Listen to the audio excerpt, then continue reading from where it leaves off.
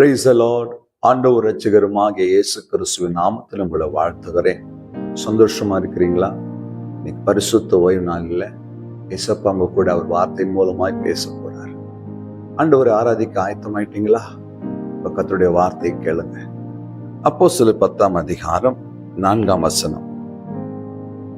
அவனை உற்று பார்த்து பயந்து, ஆண்டவரே என்ன என்றான். அப்பொழுது அவன், உன் ஜெபங்களும் உன் தர்மங்களும் தேவனுக்கு நினைப்பூட்டுதலாக அவர் சந்நிதியில் வந்து எட்டி இருக்கிறது. ஆண்டவருக்கு நினைவுபடுத்தக்கூடியதாய் நம்முடைய ஜெபங்கள் இருக்க வேண்டும். இங்க கொர்நேலியு என்ற ஒரு மனுஷனை குறித்து வேதப்பட்ட பகுதியில் எழுதப்பட்டிருக்கிறது.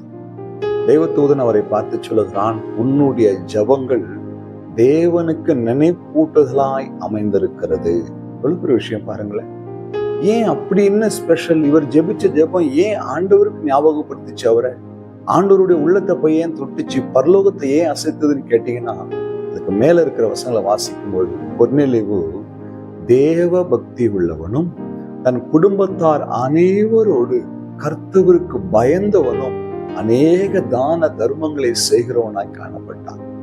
நீங்களும் நானும் எப்படி இருக்கிறோம்? அநேக காரியங்களுக்காக ஜெபிக்கிறோம், ஆனா இன்னும் எங்களுக்கு பதில் வரலையே. அநேக நாள் கண்ணீர் வடிக்கிறோம், ஆனா இன்னும் எங்கள் ஜெபம் கேட்கப்படலையே. தேவனுக்கு நினைப்பூட்டுதலா எங்க ஜெபம் இல்லையேன்னு கலங்குறீங்களா?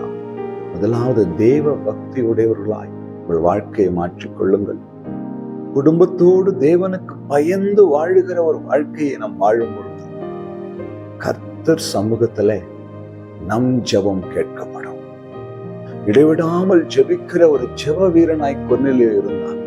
அந்த ஜெபங்கள் ஒரு நாள் தேவ சமூகத்தை எட்டினது, தேவனை அசைத்தது, நினைப்பூட்டினது. அவருடைய சத்தத்தை தேவன் கேட்டபடியினால அவனிடத்திலே தூதனை அனுப்பி, உன் ஜெபங்கள் கேட்கப்பட்டது. இன்னைக்கு உங்க ஜெபத்தை ஆண்டவர் கேட்கணுமா?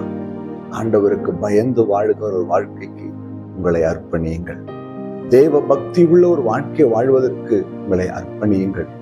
ஆண்டவரை நோக்கி இடைவிடாமல் ஜெபிப்பதற்கும் தர்மங்களையும் தானங்களையும் செய்வதற்கும் உங்களை அர்ப்பணியுங்கள். உங்கள் ஜெபங்கள் தேவ சமூகத்தில் நிச்சயமாய் கேட்கப்படும். வேதம் சொல்லுகிறது, இந்த சிறியனில் ஒருவனுக்கு எதை செய்தீர்களோ அதை எனக்கே செய்தீர்கள். தேவ பிள்ளைகளே, உங்கள் ஜெபங்கள் கேட்கப்படும். தேவ சமூகத்தில் நினைப்பூட்டுதலாய் அமையணும்னா இந்த வேத வசனத்தின்படி வாழ ஒப்பு கொடுங்கள். கர்த்தர் உங்களை ஆசீர்வதிப்பாரார். கண்களை மூடி ஜெபிக்கலாமா? அன்பும் இரக்கமுள்ள நல்ல தகப்பனே, இந்த வார்த்தைக்காய் ஸ்தோத்திரம். இந்த வார்த்தைகள் மூலம் எங்களோடு பேசுகிறீர், நன்றி அப்பா. எங்கள் ஜெபங்கள் உடைய சமூகத்தில் நினைப்பூட்டுதலாக இருக்கட்டும். காத்துக்கொள்ளும், வழிநடத்தும். இயேசு கிறிஸ்துவின் நாமத்தில் பிதாவே, ஆமென். அல்லேலூயா. God plus.